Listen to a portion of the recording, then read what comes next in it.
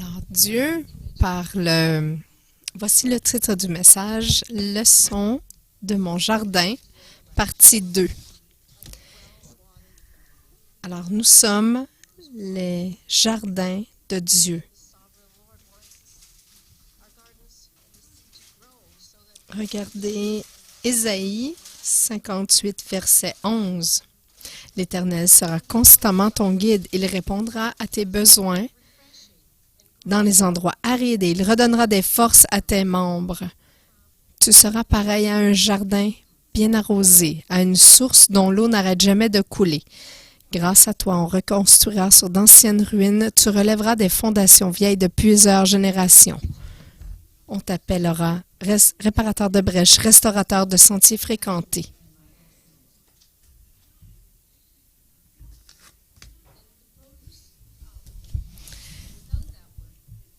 Quand on cultive un jardin, on doit travailler pour. Et il y a un résultat qui est limité.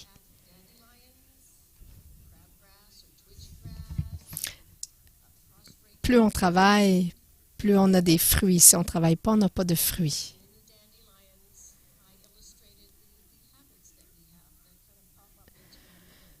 J'ai parlé la dernière fois des pissenlits.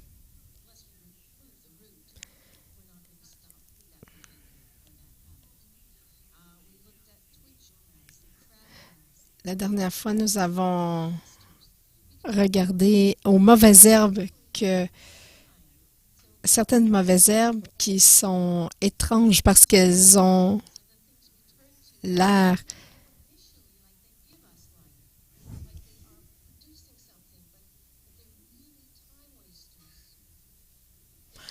ce sont des mauvaises herbes qui nous font perdre notre énergie parce que nous perdons du temps et de l'énergie sur ces imposteurs qui nous font croire que nous allons récolter des fruits.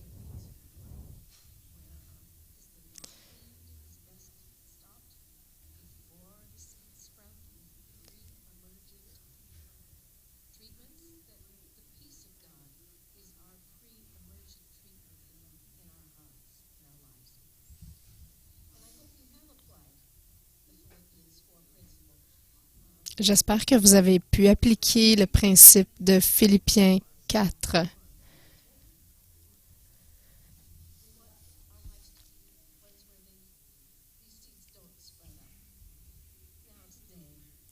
Aujourd'hui, nous allons continuer avec une nouvelle herbe qui est le plantain.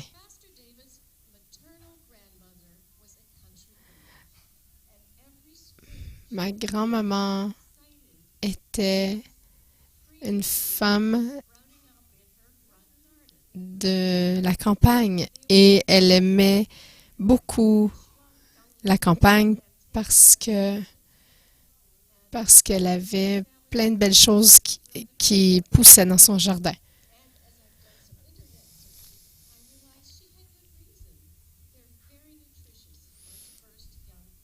Les premières feuilles des pissenlits sont très nutritives. Saviez-vous que le plantain peut servir à diminuer les piqûres d'insectes?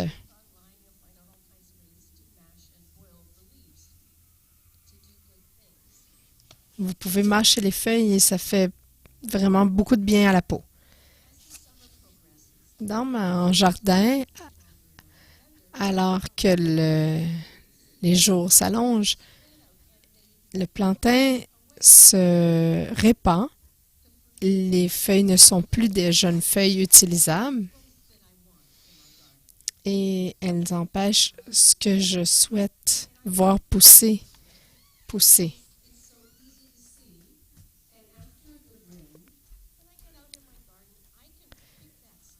Je peux après la pluie, les retirer avec beaucoup plus de facilité. On a les racines qui viennent facilement.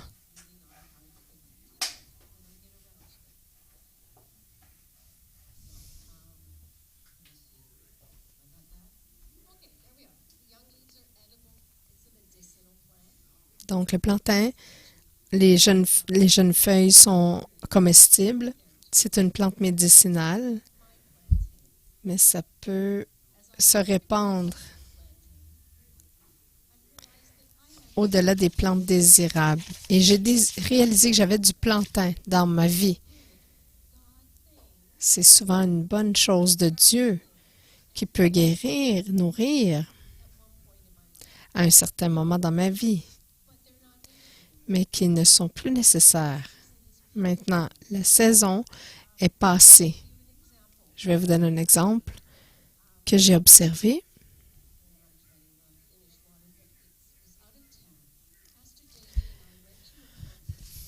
Hors de la ville, nous sommes allés à une conférence à l'extérieur, Pasteur David et moi. Je ne sais pas pourquoi, mais on s'assoit souvent à la gauche du conférencier et à la droite, à l'autre extrémité, il y avait beaucoup de bruit. C'était difficile de suivre ce qui se passait lors de la conférence. Alors après, on s'est posé la question, qu'est-ce qui se passait?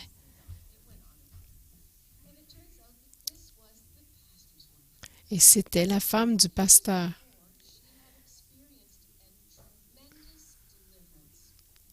Plusieurs années auparavant, elle avait reçu une expérience très puissante dans sa vie avec le Seigneur où elle avait été délivrée et elle a vraiment grogné lorsqu'elle a été délivrée, quand elle a trouvé sa voie.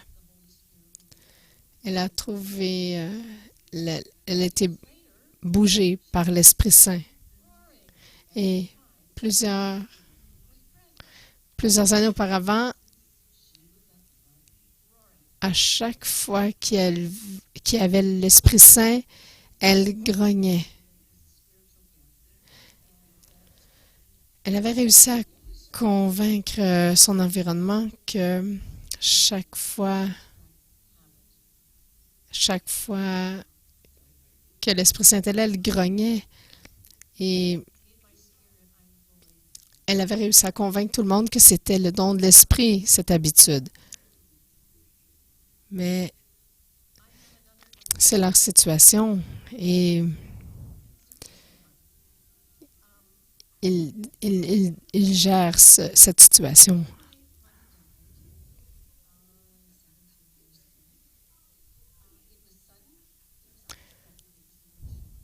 J'ai un autre exemple personnel où ma mère est décédée il y a 17 ans maintenant. C'était un choc. Mes parents avaient un chalet et à la fin de l'été,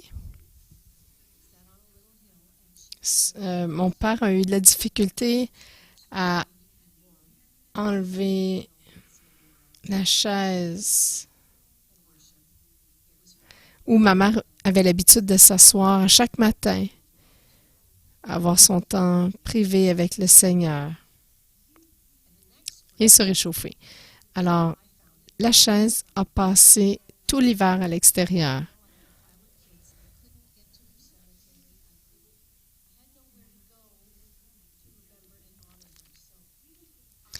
Alors, plusieurs années plus tard, avec plusieurs enfants,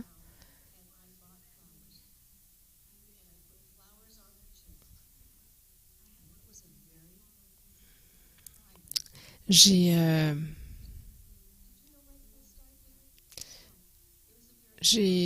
trouvé un moment, au lieu d'aller au cimetière, je suis allée avec un bouquet de fleurs et mes enfants, je suis allée déposer les fleurs sur la chaise. Et ça a été un moment très puissant.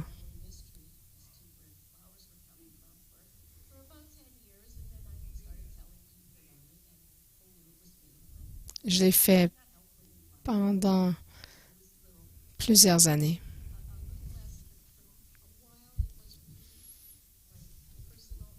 C'était une chose personnelle pour moi. Cette année, aux funérailles de mon père, les fleurs étaient là. Mon neveu s'est levé et dit, « Ah, nous devrions prendre ces fleurs et les apporter sur la chaise sur la colline. » Il a décidé de le faire lui-même. Tout le monde a dit, « Ah, c'est une merveilleuse idée. » J'ai réalisé à ce moment-là que j'aurais pu être fâchée. J'étais à un point où je devais faire un choix. Est-ce que c'était un rituel important et guérisseur pour moi? Ce qui me donnait la vie? Est-ce que c'était encore quelque chose que j'avais besoin encore? Ou je pouvais maintenant dire, merci Seigneur, cette saison est terminée. Merci pour l'opportunité. Ça a été une chose de guérison pour moi, mais aussi pour tout le monde de la famille. Maintenant, c'est une bonne chose pour eux maintenant. Pourquoi est-ce que je ne les laisserais pas participer? Et arracher ce plantain, pour moi, qui a été de la nourriture et de la guérison. Maintenant, j'avais autre chose. Alors, il faut examiner s'il y a du plantain dans le plantain dans notre vie et savoir se questionner s'il est encore approprié.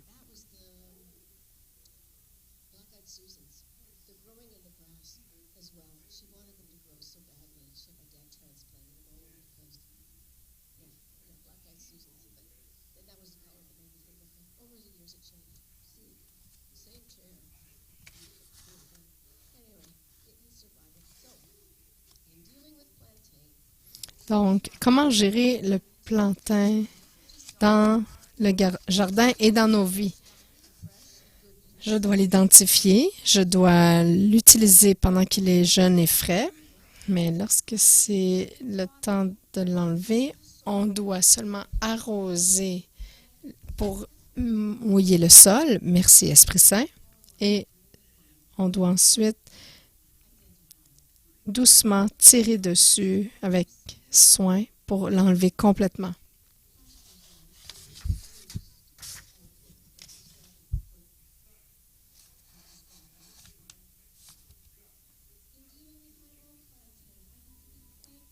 Alors, pour gérer mon plantain à moi, je dois remercier le Seigneur pour les bénéfices.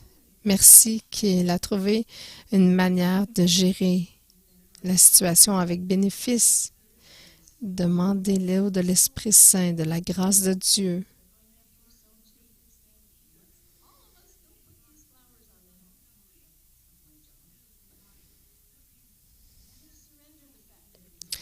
J'ai dû abandonner le fait que c'était mon rituel. Et Seigneur, Esprit Saint, applique ta grâce ici. C'est toujours moins difficile lorsque l'Esprit Saint nous donne sa grâce. Pour la saison en cours.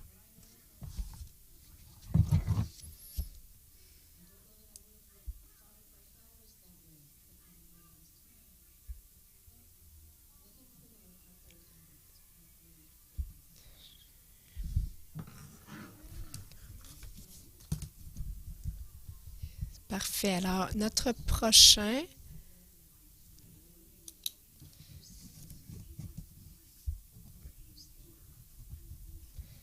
c'est le pourpier potager ou le pourpier gras.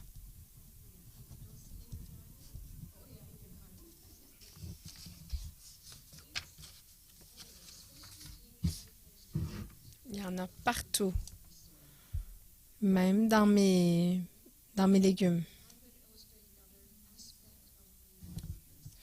Je vais vous parler d'un autre aspect.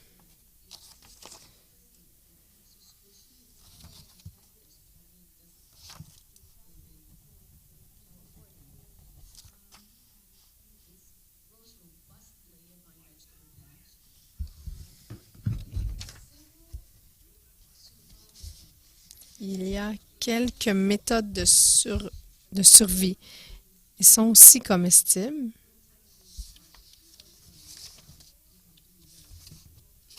Il faut être très patient.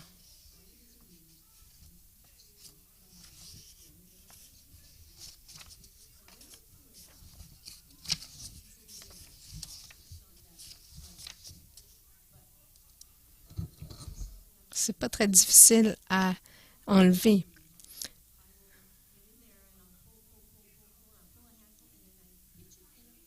Je tire et je le mets tout dans un coin, là où il n'y a rien qui pousse, et je fais un tas pour pouvoir le mettre tout dans la poubelle.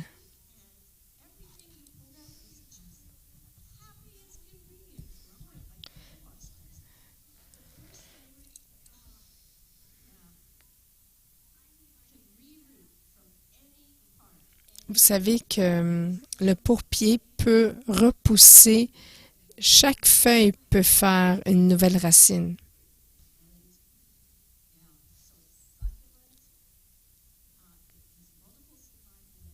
Il y a beaucoup de méthodes de survie. Les graines vont maturer même si il n'y a plus de racines qui touchent à la terre.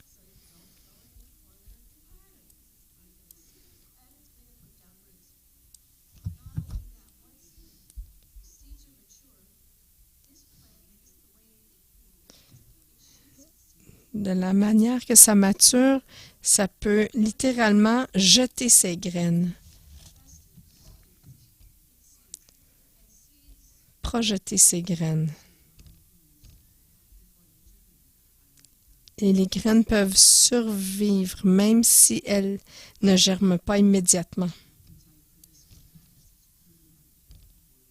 C'est très difficile à éliminer.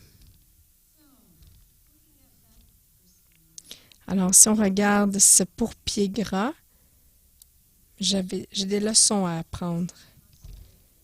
Le pourpier doit être complètement enlevé pour partir. Je ne peux pas être paresseux à ce niveau-là. Il faut que ça soit littéralement enlevé complètement, toutes racines, feuilles et graines.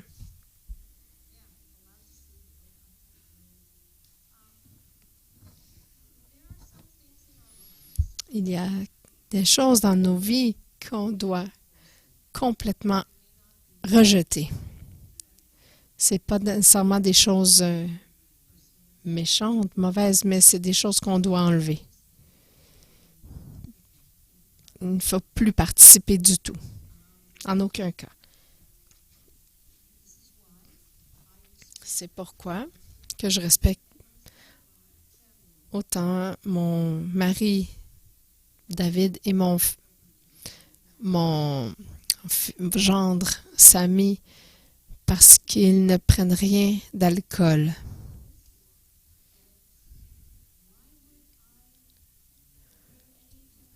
Alors, pourquoi est-ce que moi j'amènerais de la tentation dans leur vie? Alors,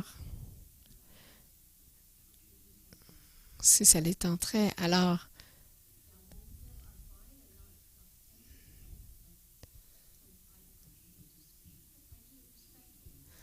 je peux participer, mais très respectueusement, parce qu'ils ne sont pas tentés facilement.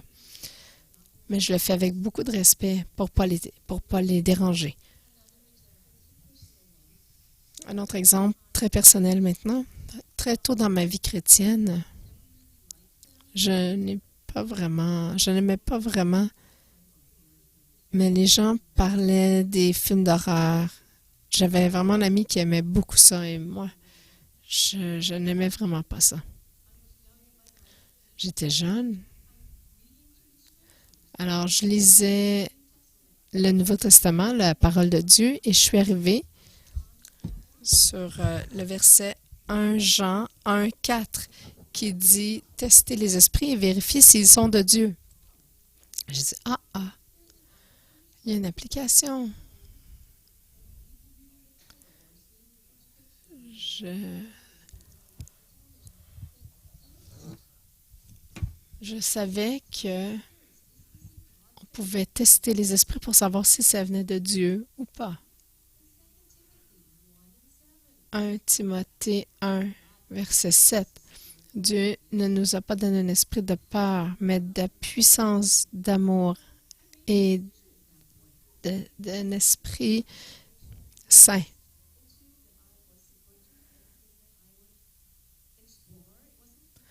Alors, je savais que c'était quelque chose que je n'avais pas besoin d'explorer. Je voyais la puissance, l'amour et un esprit saint. Alors, les films d'horreur ne remplissaient pas cette définition. Ça doit apporter quelque chose que les gens apprécient, mais ma décision, c'était ça n'appartient pas à mon jardin, alors je ne vais même pas être curieuse.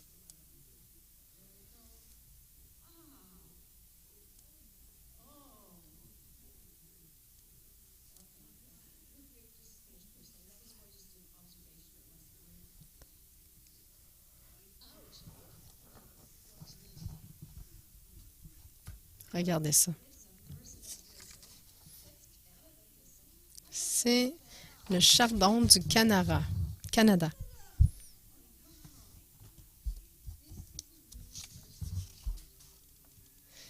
C'est un autre sujet personnel, le chardon du Canada. Vous êtes d'accord avec moi? Le chardon, ça fait trop mal pour les approcher. Ils ont des épines qui vous tiennent éloignés. Et si vous êtes nu-pieds, ils sont très dérangeants. Quand j'avais 3 ou 4 ans, mes parents avaient acheté une nouvelle maison et le gazon à l'avant de la maison était semé. Et j'étais tellement jeune, je pensais qu'ils étaient des pissenlits. Il y avait des pissenlits piquants et des pissenlits doux.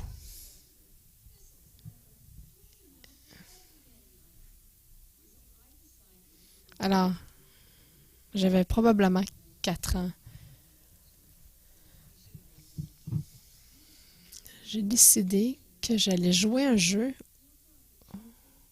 lorsqu'on allait sauter d'un à l'autre sans toucher au gazon. De sauter d'un chardon piquant à un autre, à nu-pieds.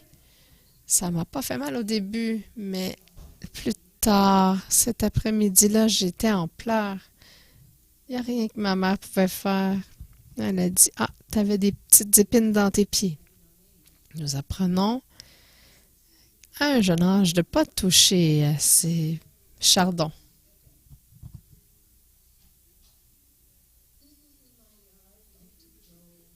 Les chardons dans mon jardin aiment grandir dans des coins peu fréquentés. J'apprends très lentement. Je crois que les fleurs du chardon, je les trouve très belles, exotiques, très colorées. Elles m'attirent vraiment. Et j'ai du plaisir. Jusqu'à ce que le vent souffle et que toutes leurs graines se répandent partout dans mon jardin, jusqu'aux voisins.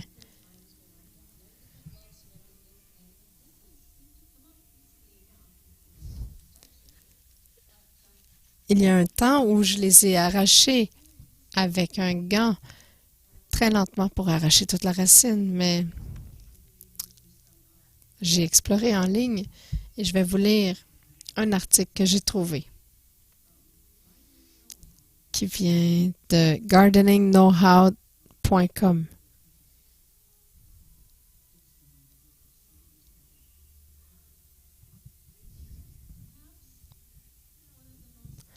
Alors, peut-être une des espèces les plus invasives, c'est le chardon du Canada. C'est impossible de s'en débarrasser selon leur réputation. C'est difficile de les contrôler et ça requiert beaucoup d'efforts pour le succès. Mais tout l'effort que vous mettez pour les contrôler vont payer. Alors, ils vous disent comment identifier le chardon. Et ça a vraiment des épines sur les feuilles. Lorsqu'on commence un contrôle de chardon du Canada, il faut commencer par se poser la question pourquoi c'est si difficile de les contrôler.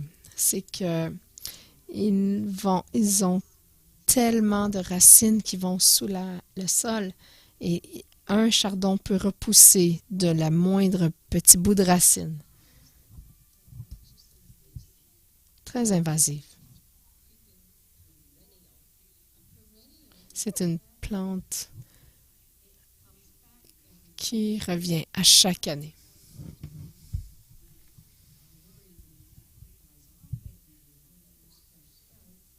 Contrairement à certaines autres mauvaises herbes, celle-là ne meurt pas.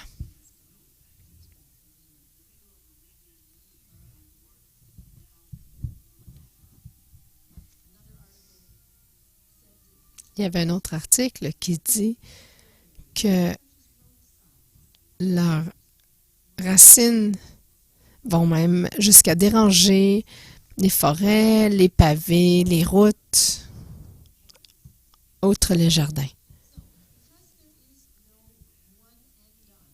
Parce qu'il n'y a pas une fois pour toutes, de les contrôler dans une traite. Il nous donne certaines lignes directrices. Donc, la première étape, c'est de garder le sol bien fertile.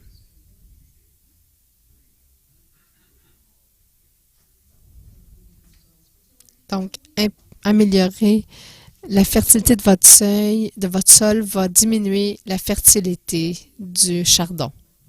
Elles peuvent être contrôlées chimiquement, mais l'inconvénient, c'est que les produits chimiques tuent tout, pas juste le chardon. Donc, il faut les utiliser avec beaucoup de discrétion. Il y a aussi les méthodes organiques pour les contrôler, c'est-à-dire avec un outil tranchant, même des ciseaux très tranchants. Vous trouvez la base et vous coupez. Je recommanderais des gants quand même. Vous ne tirez pas dessus parce que ça va se doubler. Ça va doubler ses racines au lieu d'une.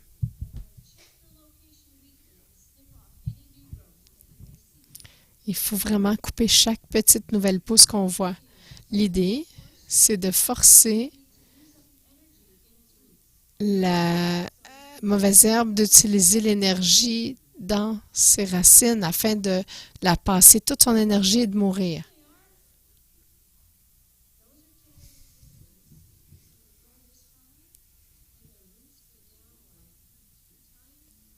Regardez la photo.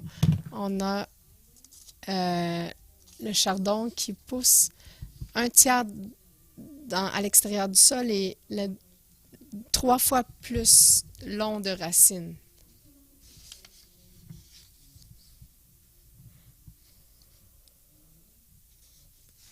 Alors, le lien avec les chardons dans ma vie.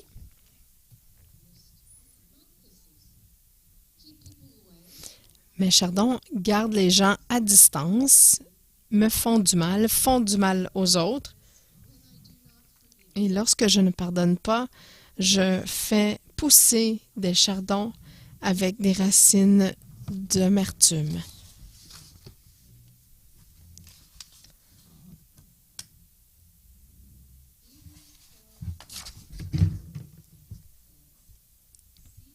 Hébreux 12, verset 15. Veillez à ce que personne ne se prive de la grâce de Dieu, à ce qu'aucune racine d'amertume produisant des rejetons ne cause du trouble et que beaucoup n'en soient infectés.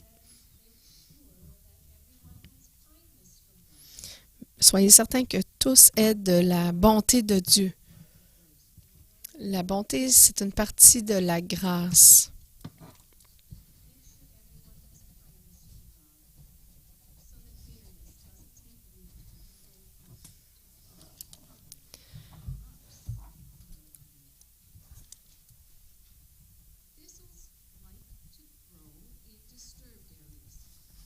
Les chardons aiment grandir et déranger l'environnement.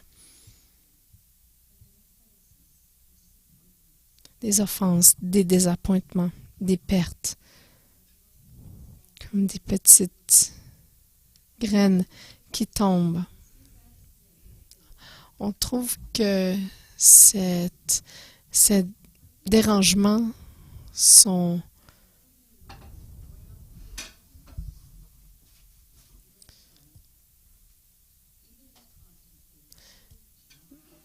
même les choses positives comme un nouveau travail, un changement dans la vie, un déménagement, commencer une famille, ça peut nous déranger. Ce sont des dérangements. On doit être certain que la bonté et grâce de Dieu sont dans nos vies. Je crois que en tant que corps de Christ, c'est un avertissement pour tout un chacun de nous. Des choses difficiles ou même positives, tous les désappointements, nous devons nous rappeler que les uns les autres, nous devons expérimenter la grâce de Dieu. Nous pouvons être une partie de montrer notre bonté les uns aux autres. Ça doit être constamment appliqué à nos vies, fertilisant nos vies, afin que le sol ne devienne pas mal nourri.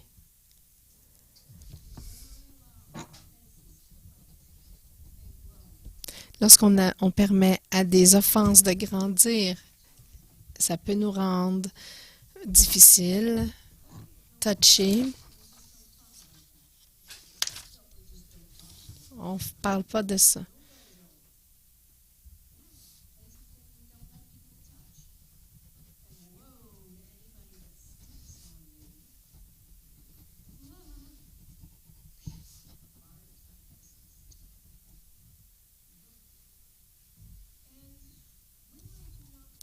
Lorsque je ne pardonne pas, mais que je profite de la fleur, lorsque je cultive la colère, l'amertume,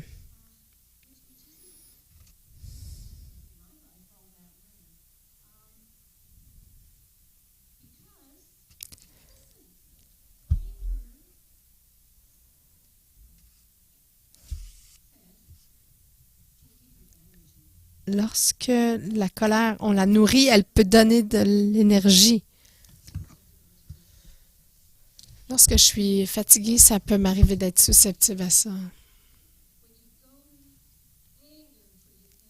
Lorsqu'on va à la colère pour avoir de l'énergie, c'est comme si on s'en va vers un requin, mais le prix qu'on doit payer est très difficile. aller à la colère, le ressentiment ou l'amertume pour nous donner de l'énergie, c'est nous vider de nous-mêmes.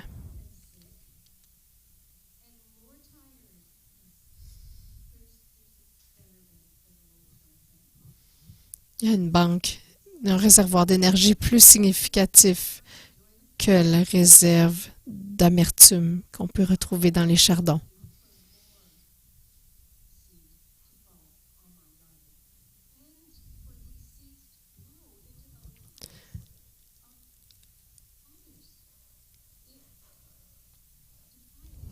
Ces semences de chardon s'envolent facilement dans les vies des autres pour les contaminer.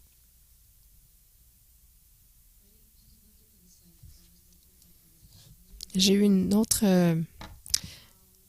inspiration lorsque j'ai regardé ces racines de mauvaises herbes. J'ai quelque chose d'autre que j'ai trouvé très frustrant. J'ai remarqué que je rencontre des gens qui disent « Pourquoi je suis tant en douleur? Pourquoi est-ce que ça fait si mal? Ça n'arrête pas. » Vous vous asseyez avec eux, mais oui, mais je leur ai pardonné. Je sais que je l'ai pardonné, je suis allée en délivrance, mais Dieu ne les a pas gérés encore. Je le dis tout à coup, on dirait pas que tu sonnes comme tu les as pardonnés. Mais la personne m'a dit, oui, je leur ai pardonné.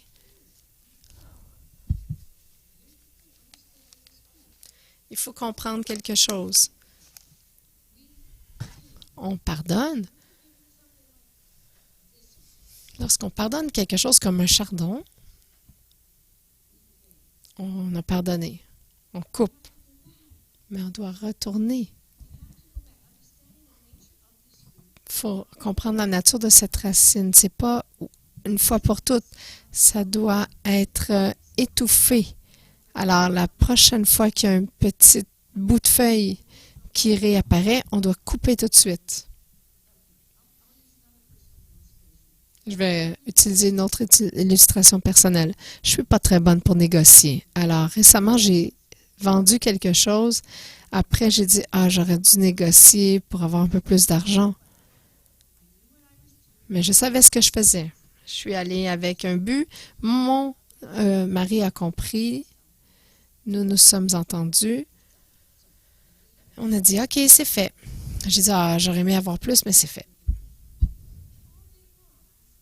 Et toute la journée, j'ai dit, et là, j'avais encore des doutes qui remontaient, mais à chaque fois, je coupais. J'aurais dû attendre l'année prochaine. Non, schlick, je coupe.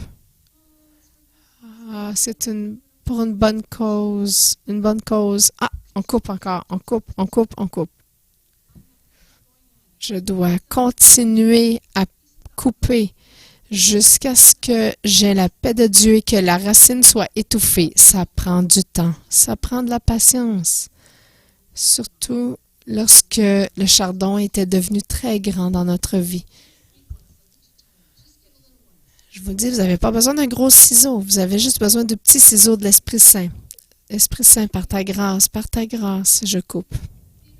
Parce que l'amertume, c'est quelque chose que nous devons couper complètement de notre vie, de façon répétée. C'est pas non spirituel de retourner en arrière et de pratiquer le pardon. C'est pas pardonner de nouveau, c'est réévaluer. Et voilà, celui-là est fini. Celui-là est fini.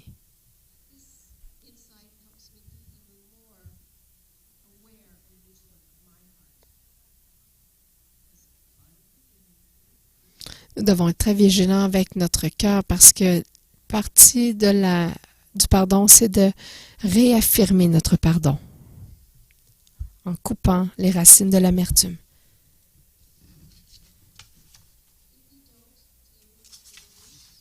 Si on ne gère pas ces petites racines qui ressortent à chaque fois, elles vont grandir, se multiplier et former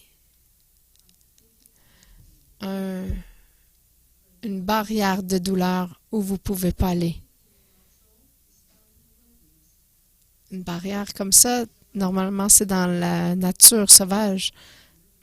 Mais lorsqu'on parle d'amertume, d'absence de pardon, qui grandit dans notre jardin n'est plus un jardin. Ils deviennent la nature sauvage.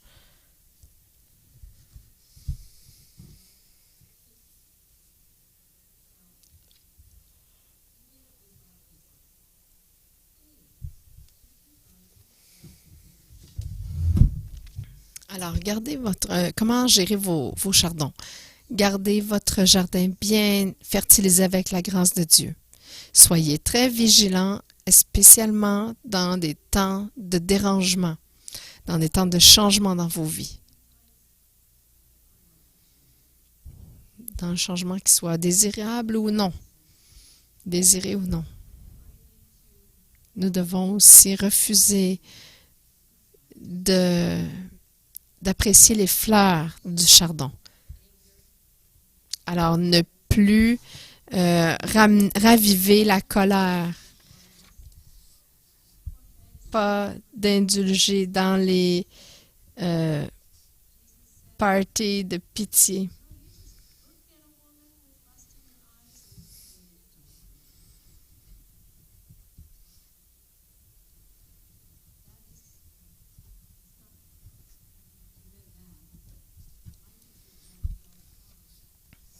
Je peux penser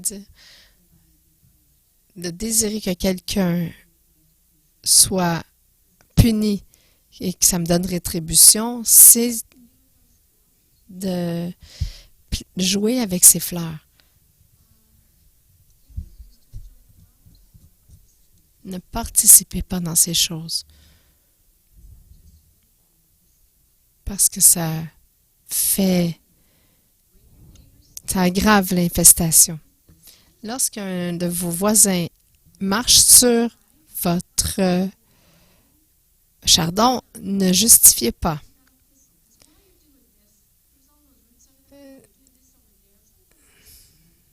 Ça peut arriver que ça repousse.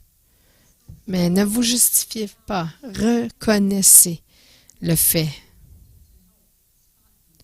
Nous avons besoin les uns des autres pour les trouver.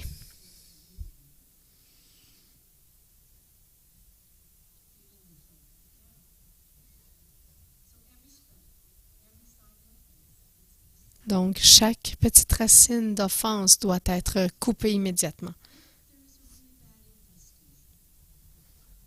Lorsqu'il y a une infestation qui est perte de contrôle,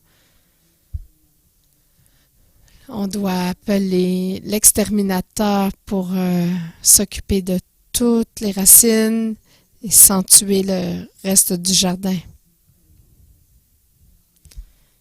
Alors, recherchez la prière de délivrance et le counseling.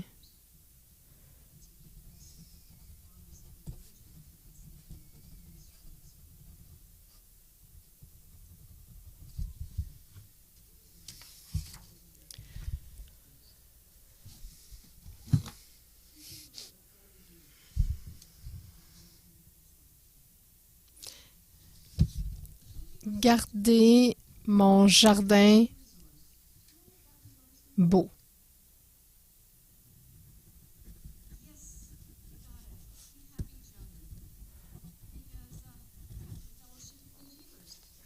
Nous avons les uns les autres. De nous avoir les uns les autres. Nous pouvons nous aider les uns les autres parce que je vais vous dire que j'ai un œil beaucoup plus critique pour regarder mon jardin quand j'attends des invités. Parce qu'il y avait des gens, notre communauté allait venir lors du mariage de ma fille. Alors, j'ai fait une attention spéciale. Si je suis toute seule dans mon jardin, je peux faire juste un petit coin et je vais être heureuse. Je peux ignorer tout le reste, mais lorsqu'il y a des gens qui viennent nous visiter, ils vont se promener un peu partout, pas juste rester dans mon petit coin secret. Ils vont partout. Et c'est une bonne chose, parce que ça peut arriver que un visiteur sage dans votre jardin pourrait vous donner un bon conseil. Vous pensez qu'une plante est une vraie fleur, mais non, c'est une mauvaise herbe. Alors, votre visiteur pourra vous renseigner avec sagesse. Regardez Hébreux 10, 24, 25. Veillons les uns sur les autres pour nous inciter à l'amour et à de belles œuvres. N'abandonnons pas notre assemblée.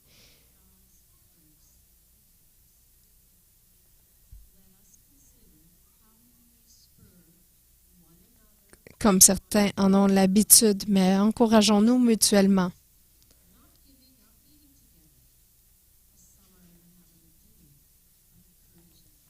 S'encourager les uns les autres. Lorsque nos vies sont remplies de chardon, on n'aime pas qu'il y a des gens qui soient autour de nous. On veut être seul lorsqu'on est offensé, lorsqu'on est blessé. Alors, c'est les uns les autres que nous sommes invités à focusser sur cette semaine. La semaine dernière, nous avons invité l'Esprit Saint à nous examiner, de nommer nos mauvaises herbes. Psaume 139. Cherche-moi, ô Seigneur, connais mon cœur. Examine-moi, connais mes pensées et regarde s'il y a une voie mauvaise en moi. Et conduis-moi vers la vie éternelle. Alors, cette semaine, c'est la communauté et la communion fraternelle que je veux mettre l'emphase. On a besoin des deux. On a besoin de notre temps dans le jardin secret, mais on a aussi besoin d'autres gens dans nos jardins pour participer dans nos vies. Nous, avec les jardins de notre voisin, on va comprendre comment s'y rendre d'une manière divine. Lorsqu'on a des communions fraternelles, ça nous donne une vision fraîche au-delà de notre propre compréhension. Ça nous aide à localiser les chardons lorsqu'ils sont petits, lorsque quelqu'un pourrait marcher dessus, par exemple. En restant en communauté, c'est pas juste un endroit où on peut se blesser les uns les autres, mais on peut exprimer l'amour et la bonté que Dieu nous donne. Nous devons considérer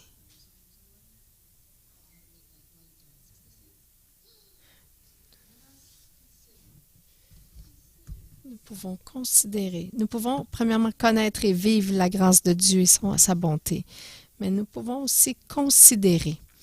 La définition de considérer, c'est de faire un choix réfléchi, une action consciente de comment nous pouvons nous éperonner. C'est pas un mot qu'on utilise souvent, mais c'est le mot inspirer, encourager, remuer un peu, se remuer les uns les autres. Les uns les autres. Un mot communautaire. Les uns les autres envers l'amour et les bonnes œuvres. S'éperonner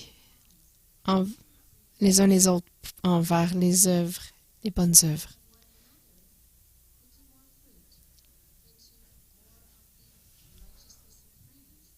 Plus de fruits, plus de justice et d'adoration qui vient de nos vies. Ne pas abandonner de se rencontrer ensemble. L'amour ne grandit pas lorsqu'il est seul. Lorsque nous gérons les chardons dans nos vies, nous pouvons vouloir nous enfuir et se cacher. Mais la parole de Dieu nous dit, c'est le temps de rechercher les uns les autres. N'abandonnez pas le rassemblement des uns des autres. Encouragez-vous les uns les autres. Partagez le fruit de votre jardin les uns avec les autres. Ne soyez pas fatigués de donner vos zucchinis.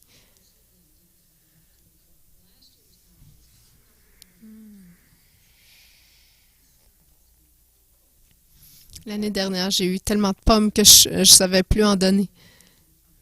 Mais partagez les fruits de votre jardin.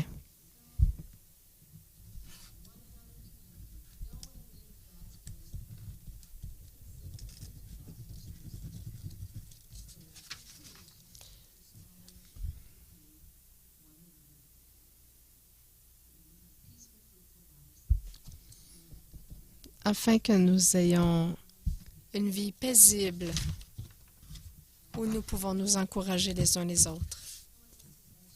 Cette année, j'ai seulement eu 3 pommes et je vous offre la photo d'une de celles-ci. Je vous invite à vous lever tous ensemble.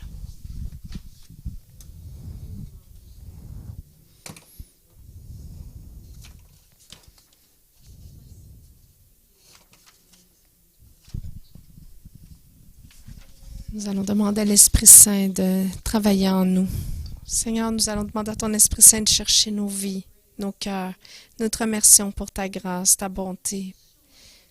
S'il te plaît, montre-nous ce que tu vois.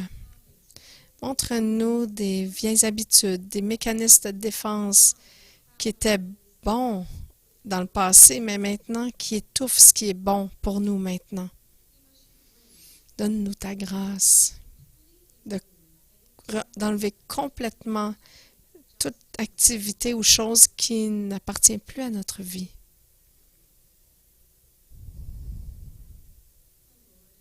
Et Seigneur, spécifiquement lorsqu'on a une racine d'amertume, de manque de pardon, Seigneur, nous te demandons pour ta grâce, ton pardon, ta grâce et ta bonté.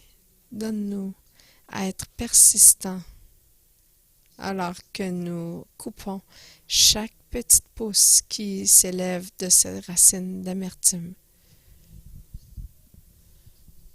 Nous te remercions que c'est par ta grâce que nous avons été capables de pardonner. Nous allons continuer de pardonner afin que les racines de ces choses puissent mourir, que nos vies ne soient plus des jardins sauvages, mais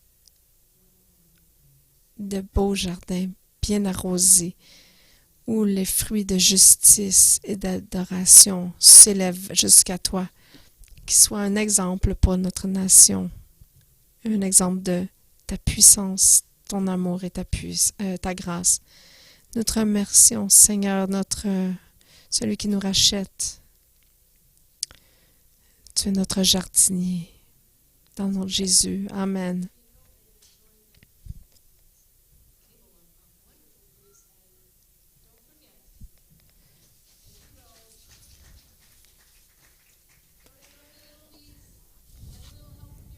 Alors, à la fin, n'ignorez pas les petites mauvaises herbes. Ayez un petit peu d'aide de vos amis et restez dans la communauté en communion fraternelle.